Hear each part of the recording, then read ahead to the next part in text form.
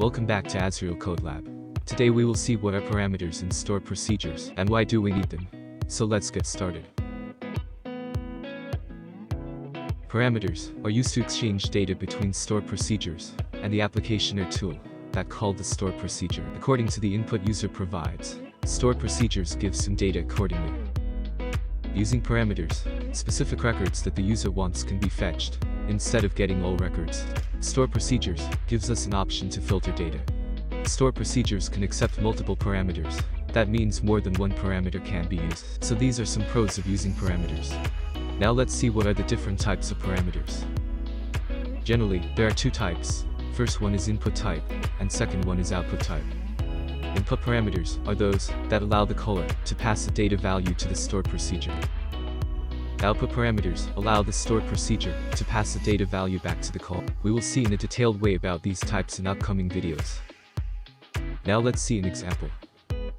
What I'm going to do is, I'm going to display product names in their category and subcategory, using the product table.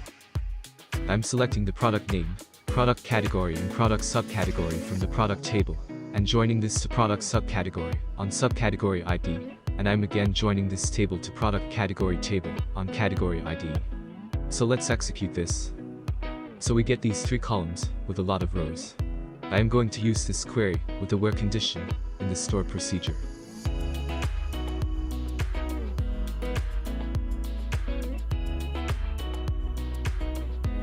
You know the drill. Create procedure, followed by a procedure name. After that, the parameter. We will use only one parameter for now. This parameter, we will pass in the where condition. Remember this is very important. Afters, always use the begin and end block. All your SQL statements should be within this block.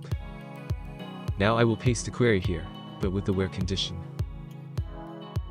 So this is my stored procedure. In the where condition, I will pass the parameter. This is the advantage of using the parameter.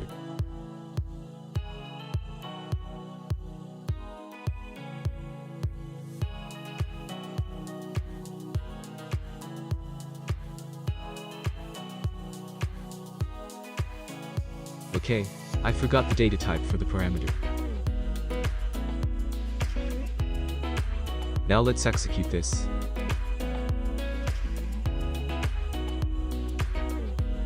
Commands completed successfully.